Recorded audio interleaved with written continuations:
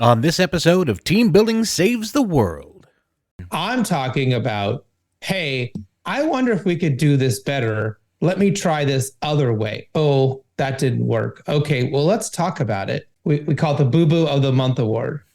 And it was like, who screwed up the biggest? You're not picking up a 2-pound weight to walk around with. You're picking up a 20-pound weight to go walk around with, right? This is not an easy one to deal with. Well, why is it so hard?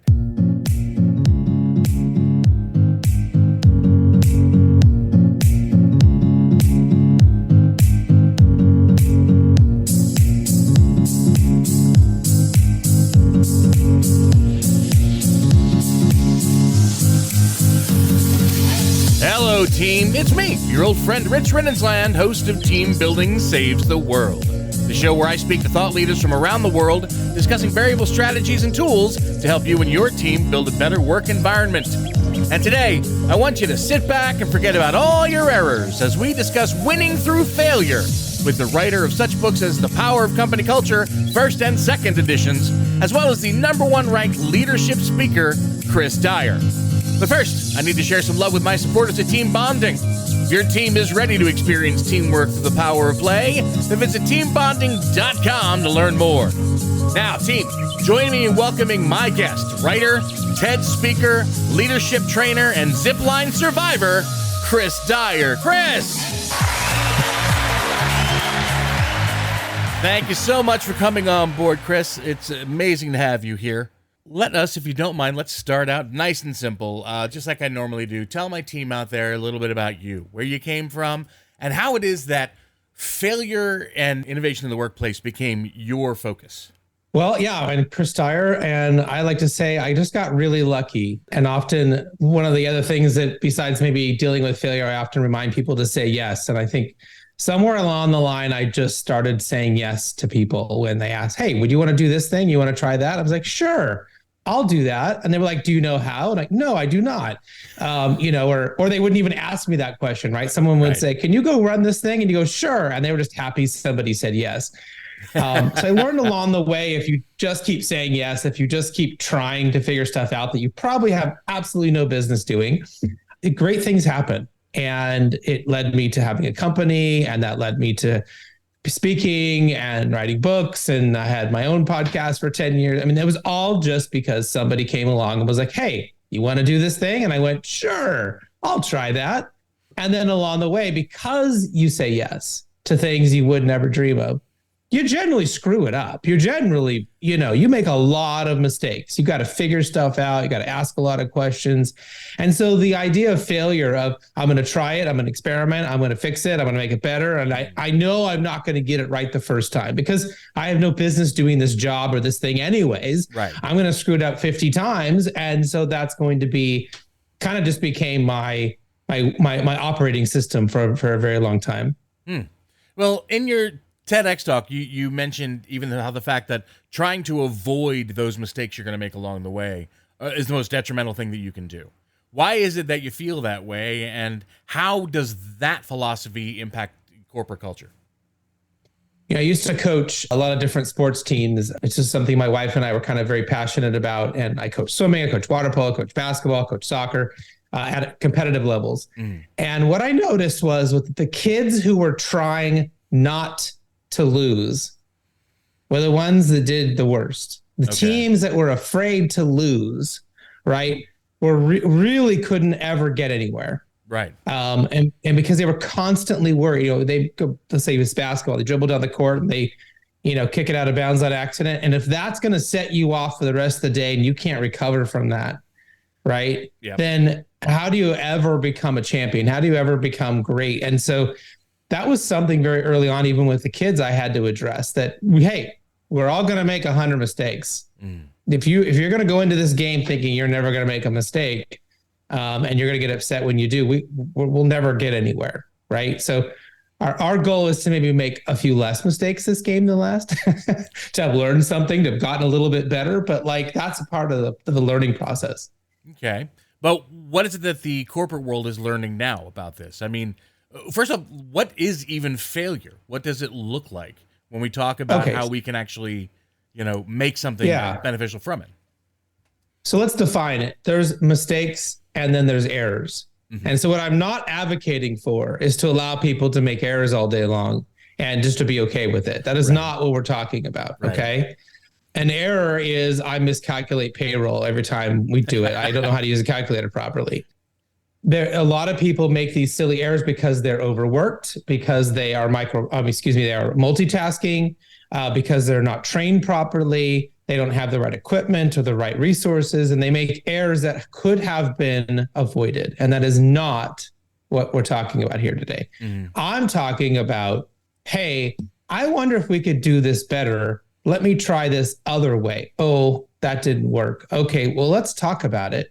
Let's figure out if there was something else I could have done, right? So when we're talking about failing, we're failing because we're trying to do it better. The client calls and says, "I'm not happy." Well, let me try this other way for you. Let me experiment. Let me do something that might take me into a spot where I might find this like magic. This happens rarely, but when it happens, you're like a superstar at work. You discover this entirely new way of doing something that nobody else had ever thought of, and they call you a genius.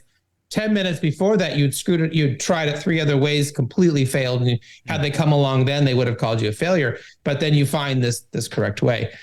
What I think is interesting to get to the heart of your question is that most great companies recognize that mistakes and this idea of intentional failure, right, is a part of their DNA and is a part of what they do. And 3M is a great example of this, that they understood. Now, they're a company who invents, and so they have inventions and experiments, and so it's naturally a part of their process to try something and fail.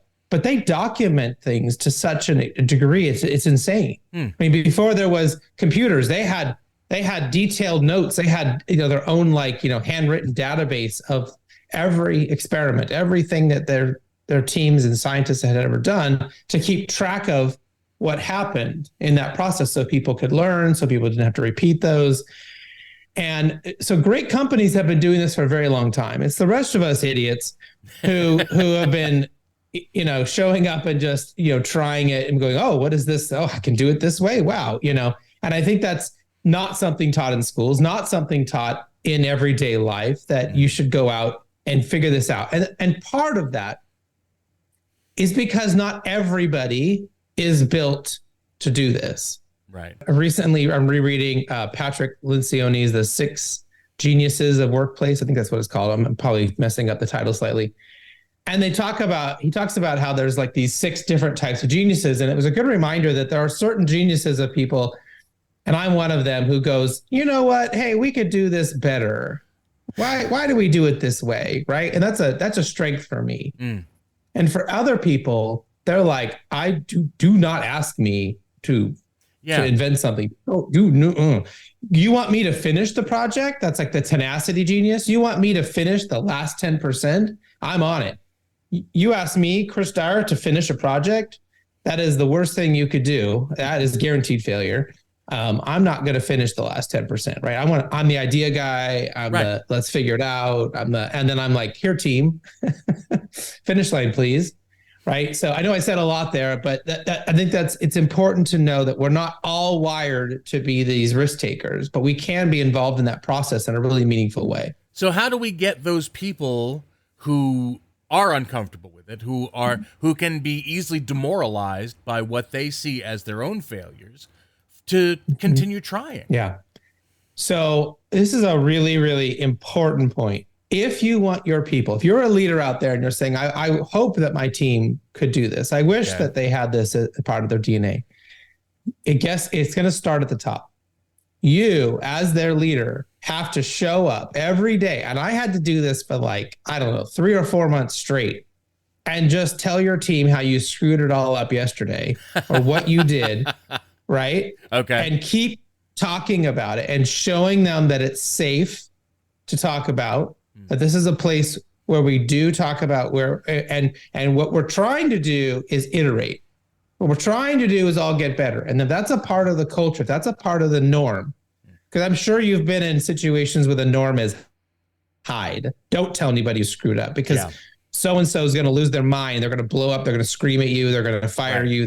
Right. I worked for a guy, one of my very first jobs making pizzas. And if you screwed up the phone order, he would yell and scream, and he would send you home for the day. And then you never got to take phone orders again at the pizza place. Not let me train you. Not what did you do wrong here? Let's learn from this. Right? How do we get you better? He just yelled and screamed. So what did everybody do when there was a mistake? You hit it. Right? No, he never got better. There was no inventions or iterations or improvements at this place. It was the same old pizza place and never got any better because he just yelled and screamed at everybody. Right. Right. So it's really important that you set that tone that this is going to be a place, this is going to be an environment where it's safe to do that. Okay. So that's number one. Then number two is you probably need a system. I love Scrum and Agile. I love that system. There are others out there. But what I love about Scrum, besides the planning and the kind of process, but the biggest thing that I love is the retrospective meeting.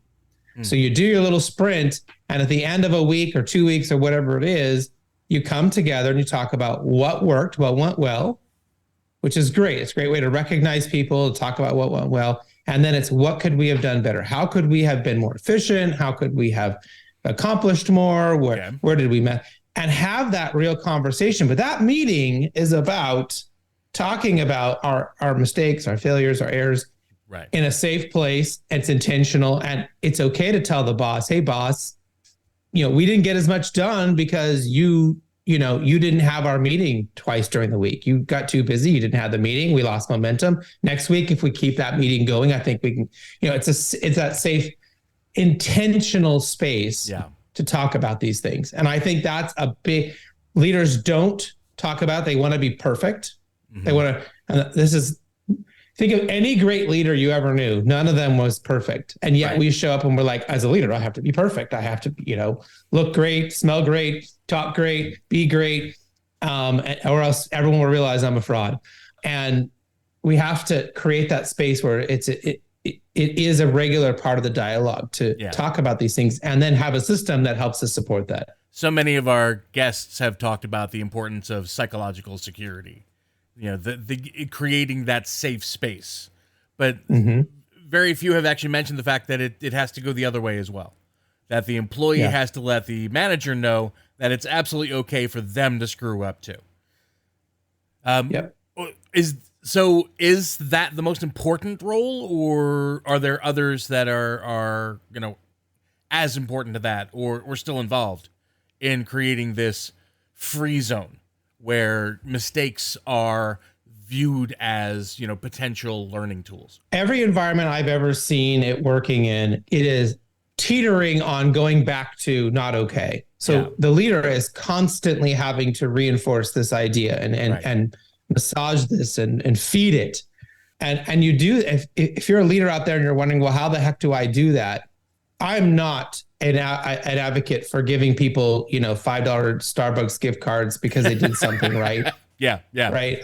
I think it's stupid. They can buy their own coffee, but I think there's much better ways to recognize people. I should put it that way. Much better ways to have impact. But I have found it to be wildly effective to give somebody a $50 gift card somewhere for the my co-author and I, from one of my other books called Remote Work, we call it the Boo Boo of the Month Award. And it was like, who screwed up the biggest and admitted it and talked about it and brought it to the team. Here's a $50 gift card to whatever you want, right? Yeah. It was a reward system of, again, reinforcing that this is okay. I've also, inside of my leadership team, I noticed I had to really work on them in order for them to work with their people in a safe way. Right. And so I always had two things written at the bottom of my notebook for the end of a meeting. And the first one was to recognize somebody in that meeting for disagreeing with me. Okay. Calling it out every time we had a sit down executive meeting, long meeting. And I would make a note if somebody disagreed with me in a meaningful way, because that's not easy to do. No, I mean, even though Right. There's You so many work with people somebody. are terrified to look like the tallest nail to be hammered down. Right. Right. And so I think that psychology is very much aligned or very parallel to the idea of making mistakes and having an environment where we can be free to talk about those things. So I would always recognize somebody for disagreeing with me and thank them, right? For having the courage, having the tenacity, I may have used more colorful language at times, having the ability to tell me I was wrong or to tell me maybe there was a better way to do something. I need that. I want that. I don't ever want to be in a place where people just nod their heads and say yes. And that's just for me, that's hell on earth, because you don't go very far. And then the second thing would be if somebody made an error and they admitted to it, anybody who admitted to it, I would call it out and remind them how much I appreciate them bringing it to this group and talking about it, and that they needed to keep that energy going with their teams. Okay. All right, Chris, I want to keep talking about all this, but I do need to step away just for a brief second. I hope you don't mind, because I need to tell my team out there about a company I am very proud to be a part of, Team Bonding. Team Bonding was founded over 20 years ago with one simple question: how can employees have a great time while fostering strong, authentic bonds between people who work together? No matter where your company is located, Team Bonding offers powerful, engaging, custom team building events designed to get the best out of your team anywhere in the world. They've created a catalog of innovative events using the power of play as a learning tool and tapping into the correlation of work and play. So whether it's scavenger hunts or Jeopardy or so much more, the team bonding of activities, be they live, virtual, or hybrid, maximizes the impact of team building with an accent on fun. Visit teambonding.com to schedule your event now. Team Bonding, when you want seriously fun results. And we're back talking about a very fun topic, the winning through failure with Chris Dyer. Chris, you were talking about you would recommend giving your greatest, boo-boo award or whatever it happens to be. Do you have any other recommendations you would give to sort of elevate that person who either is still stinging or that you just want to actually shine the light on and say, this wasn't as bad as as they might have thought that it was, and here's what we learned from it? Yeah, I would say two things that I think we did really well in the past. The first is when there was a really, really big screw up, right? And maybe this is not even a failure that we're proud of. Maybe it's just somebody screwed up and we gotta deal with the mess, right? Right. Even in those moments, we've got to act with grace, and we have to be very delicate with everybody involved. Ultimately, if somebody did something really wrong that they have to be written up for or even terminated for, that we're going to find that out. Yeah. Right. Yeah. But in most cases, that's not what happens. It's that somebody screwed up and you're not going to kick that person out the door, but there's going to be a little uncomfortableness, right? We figure that out. How we handle that situation is really important. And I think when we get everyone to put the brakes on the finger pointing and put the brakes on being upset, let's just walk through what happened. Let's walk through why it happened. Let's walk through what we could do differently or how we could have supported or helped, or what in the world could we have done to not have had this happen before, not repeat it again, right? And show people really calm energy about, let's get the truth. Let's get what really happened. Let's really understand it, right? That people really appreciate. That if something does happen, that we're not just going to point fingers, you start yelling and screaming and make somebody a scapegoat and be done, right? That we're going to take this situation seriously. The second thing that we did, and I had a lot of my clients do, is if you have a Slack channel, and it's fine if you have Teams, you could do it there as well. Sure. We had a oops, my bad room. And that is where we would encourage employees. And again, it started with managers. Managers had to be, I love it, coerced, and I had to bend their arms and say, listen, I need you to go in there every week and admit your stuff there. And they would be like, oh, it's so embarrassing. And I'm like, yeah, but you watch, your team will start doing it. It's maybe a month or two, but they'll start doing it. Okay. And ultimately, every day we would have somebody in the company go into that room and say, "Oh, I was on the phone with this customer and I lost my temper and I shouldn't have." And and people would be like, "Oh, it's okay." They give support. Here's some strategies, right? And so it was like this free place you could go in and admit I wasn't my best. I didn't. And so that created more, right? Sort of, it's like spinning more web to catch more of that stuff that we want to catch. So how do we explain this to a corporate CEO or what have you as a positive for their company? I mean, what kind of examples can we give them to show them that this philosophy works? Yeah. If they're in the business of invention, if they're in the business of creating things, right? And that's hopefully they're already thinking this way. Yeah. They should be, right? And we can certainly point them to the most famous example of 3M, which really was not only a mistake. I mean, people always talk about penicillin being a mistake, but like, I love the 3M story better, which is somebody tried to make a really great glue and failed so terribly that they made the worst glue ever. And they wrote it down though, and they saved that information. And years and years and years later, someone came around and said, "I need a really crappy glue to put on the back of a hymnal." And that's how we got Post-its, right? So not hiding from the mistake, documenting the mistake ended up being really important down the line. If you're in that world, that makes sense. Now, you might not be in that kind of world, but I will tell you that when people start talking about this, we find that our employee satisfaction scores are higher. We keep people longer. We find that customers retention goes up, customer satisfaction goes up. When we're open and honest to a client and say, "Hey, this was on us. We made this mistake. We're going to fix it." Clients go, "Oh, okay." Right? Instead of, no, that wasn't us. That couldn't, it wasn't, that kind of thing. And they get frustrated. Yeah. So we notice all of the major metrics that any decent CEO should care about get better. And we notice that in the long run, costs go down because we're talking about how can we get better? How could we fix this? And so something that this mistake may have cost us money now, we fix that. We talk about it. It's not going to cost us money again, right, in the future. So if you care about performance, great, this will help you. If you care about profits, great, this will help you, right? Nice. You care about productivity, great, this will help you. You want to keep your best people? Yes. I mean, so there really isn't a reason not to do it other than it's hard. It's hard.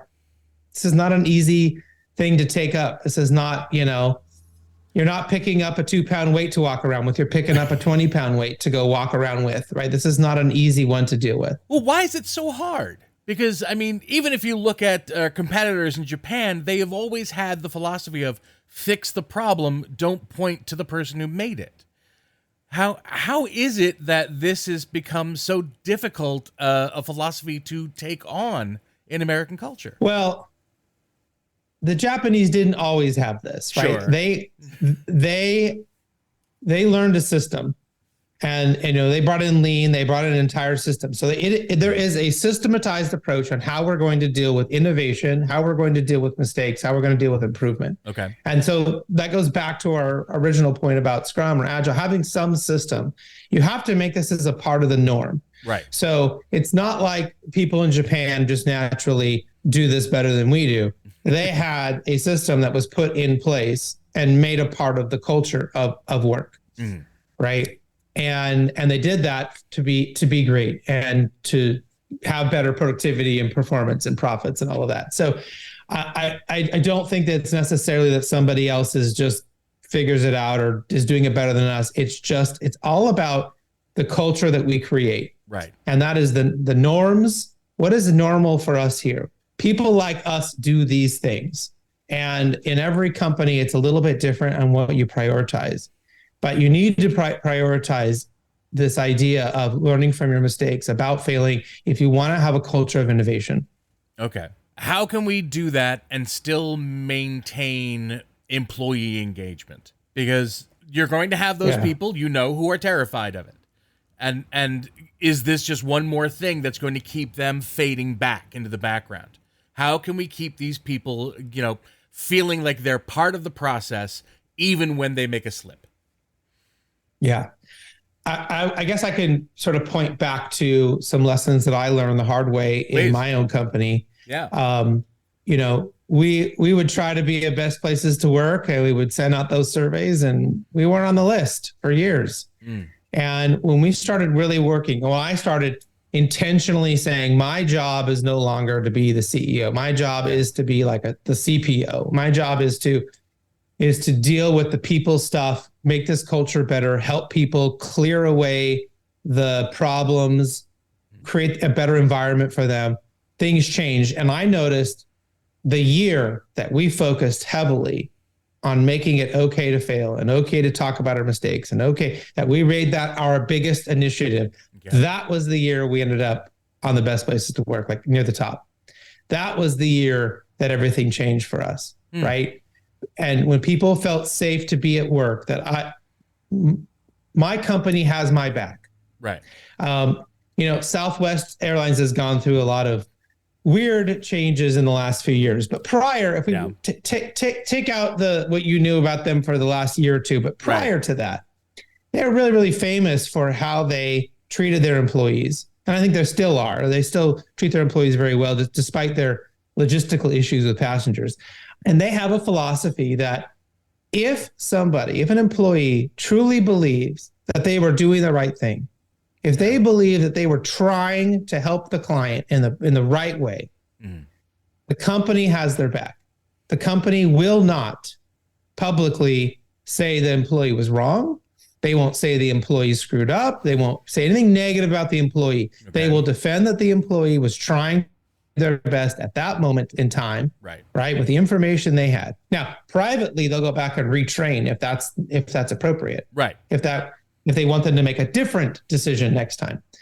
But to know that your company is going to have your back, and that if you make some huge error that's out in the newspaper, that your company is still going to say they did the right thing at the right time at that moment. We'll look at the future about how we want to deal with these situations, again, but that they're not going to make you the scapegoat. This giant company is not going to just say, oh, well, Tom's an idiot.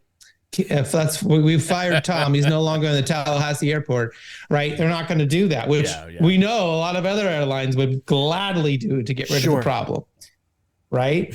That kind of philosophy how can that not make your employee engagement program, sizzle? How does that not make that world-class? With that in mind, though, because there's going to be a manager somewhere out there who's listening to this and thinking, this is all fine and well, but how can I make sure that I'm still getting the best? I mean, how do we encourage risk-taking and still have accountability? So the accountability comes in, I think, in the areas where we know somebody should know how to do something, where they should be proficient. Right. Okay. So if they made the error because they had two different programs going, I mean, if you screwed up with a client because you were talking to two clients on the phone at the same time, right? We would call you an idiot. You give them one less phone. Stupidest thing. That's simple. Right. Yeah. But yet we have two different windows open and we're doing two totally different tasks, and we screw one up and we go, well, I was multitasking. Yeah. So we have to know, if it's something where the employee should have known, we've trained them on, we've had these discussions, and then they chose to do it that way anyways, there has to be accountability there, right? And how you're going to do that is going to depend on your company. Maybe they just sent off something misspelled to the client. It's not the end of the world. We can fix that. In the world of nursing, you gave the wrong medication to the wrong patient because you were multitasking. That the accountability there is a little different, right? Yeah. And so we're going to have a very, very different approach on how that's going to be dealt with. Is there anything you could say to somebody out there who's still feeling hesitant about this? That they're like, nope, I'm not going to be that person. I can't take that risk. I don't want to look. I'm not even going to try because my failures are monumental failures. How can we help that one person to realize that they're maybe making mountains out of molehills, or that it could still help them even to continue trying? Yeah, if you're if you're somebody on a team and you're thinking you'd love to do this, but you're not sure how your team and your boss is going to react, that's a pretty appropriate reaction. And so you may want to start having a dialogue with the team to say, hey, I would like to be able for us to all share or be able to feel more comfortable sharing about this. You may need to start that dialogue about how are we going to handle this in general? Because if you just show up, you're just, average employee number 2679.3 on whatever team, and you start telling everyone how you screwed up, I don't think that's going to work out so good for you. Right? If there's not a culture of that, if that's not a place where you're allowed to do that. No one wants to be the first one to look at their boss and go, oops, I tried something and it didn't work. Right. Although when you're trying something and you're trying to make it better, I will say you get a little more leeway with that. Okay. Let's hope. Yeah. If you go to your boss and say, I tried this thing, and just want to let you know, I want to let you know that I tried this and this is the results. You might get an okay reaction. We're not talking about, and I lost a client. It's not like there was a bad thing that came out of this. Right. So we can do that. Now, but as leaders, I would say, if you have any ability to run a team, to manage people, all of that, I have never, ever met a leader who tried this, who did this, who said I regretted it. Not one. Ever. Right? They all find it to be a much better experience, to have a better relationship with the people they manage, and that they get better results out of it. It's just, again, picking up that 20-pound weight and having to walk around with it for a while until we all get a little stronger, and then it doesn't feel like 20 pounds anymore, right? It starts feeling like 2. So it is something you got to work at. Fantastic. Chris, thank you so much. Before we move on, are there any resources or any other, because you already mentioned Patrick Lucioni. Are there any other resources, any other thought leaders out there you would recommend people look for in following this same kind of philosophy, the same kind of thought? There are lots of great books out there. One of the ones that I tend to push people towards is Atomic Habits by James Clear. Okay. There's a couple other ones that are similar, but the idea that we need a physical action in order to accompany the habit that we want to take, that reinforces with lean, it was like you had to stand in the floor in Japan, and stand on the floor of the factory and give them 3 things they did wrong today, or 3 mistakes, or 3 ways that you would improve. I mean, there's like a physical thing, right? Yeah. Stand in this place and do this thing. When we want to stop working, try shutting your laptop, right? Try closing your office door. Okay. That's huge, right? That's huge. Yeah. So it's physical. So I think that we need sometimes these physical acts of like, hey, let's all stand here at this meeting. Let's all go outside and talk about our worst mistake ever. Like something to trigger. So that's a great book for people to read. And there's some great TED Talks too. I wish I could remember off the top of my head, but there are a couple about the sort of looking at the neuroscience of how failure, how it feels and all of that. Yeah, so I would definitely suggest people take a look at that too. Fabulous. Okay. And of course, Chris, where can people go to find out more about you, especially where to pick up your books? Because I understand that your volume 2 is coming out soon. Yes. Yes. So you can go to chrisdyer.com and check me out there. Get on my mailing list. You can connect with me on LinkedIn if you'd like. Certainly on Amazon, you can go and check out my books there. Now, my newest one comes out on Halloween, October 31st. Nice.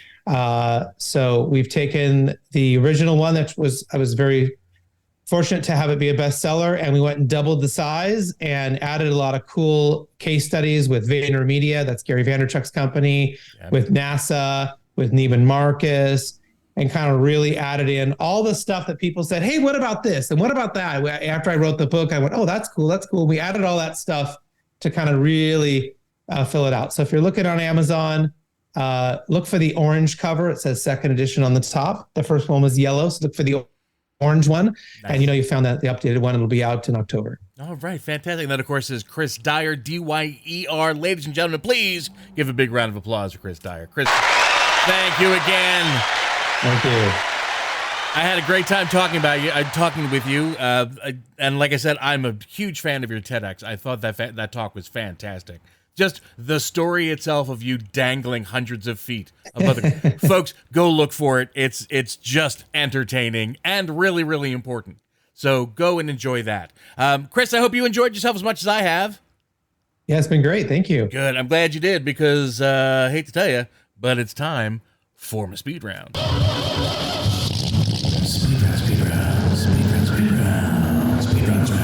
So as I was telling you before we started, Chris, the way this works, I'm going to play some music that's going to go for about 60 seconds. During that 60 seconds, I'm going to ask you a series of completely silly, innocuous questions. The objective is just to get to learn more about you, but also to get you to answer as many questions as you possibly can within 60 seconds. If you are feeling at all competitive, the number to beat or match is 15. That's a big number. But don't feel like you have to. We can still just have fun with this. Okay? Let's go for 16. Good man. That's what I like to hear. All right. As soon as the music starts, I'm going to ask you your first question. Away we go. What's your name? Chris. How many kids do you have? 3. Which one's your favorite? None. Do you have any pets? Yes. If you can ask your pet a question and get an answer, what question would you ask?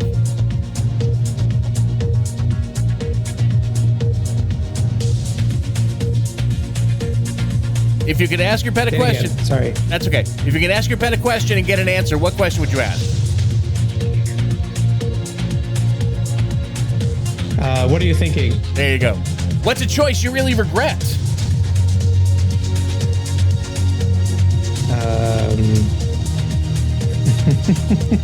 The choice I really regret. Having a poor diet as a kid. Favorite kids book? Horton Hears Who. One thing you learned in kindergarten? How to write my name. Favorite family vacation? London. Okay, fantastic. We didn't get 15. I'm sorry. I think that was more a fault of my faulty connection with Zoom than anything else. But you got 11. That's pretty good. Yeah, that's fantastic. That's not bad at all. Yeah. Hey, what's your name versus what do you regret? You're like, oh, I kind of stumped me on that one. Yeah, Jeez. Simple, silly, innocuous questions. Yeah, you got it. You got it. You know, you could lie. No one would care. Oh, Chris, thank you so much. Thanks for coming on, man. I really do appreciate this. And I appreciate you, my fans out there. That's it, friends. We're wrapping up yet another episode of Team Building Saves the World. If you've enjoyed this episode, whether you're new to the podcast or an old fan of the show, please be sure to share it with everyone you know. Whether they're a coworker, friend, or family member, it just helps us to share all this vital information. You can find out all about us, including all of our past episodes, at teambonding.com/podcast. You can also find us wherever you find your favorite podcasts. Google Podcasts, Apple Podcasts, Spotify. Wherever you go to listen, I promise we are going to be there. And while you're looking for us, don't forget to look for us on the social medias at Team Bond Podcast and leave us a message. Tell me whether you like the show or not. Tell me if you have an idea for a future topic that you want to hear on the show. We want to hear from you. So, before we say farewell for this episode of Team Building Saves the World, please, my friends, never forget, if you are within the sound of my voice, you're on my team now, and I am forever going to be on yours. So long, team. I'll see you next time.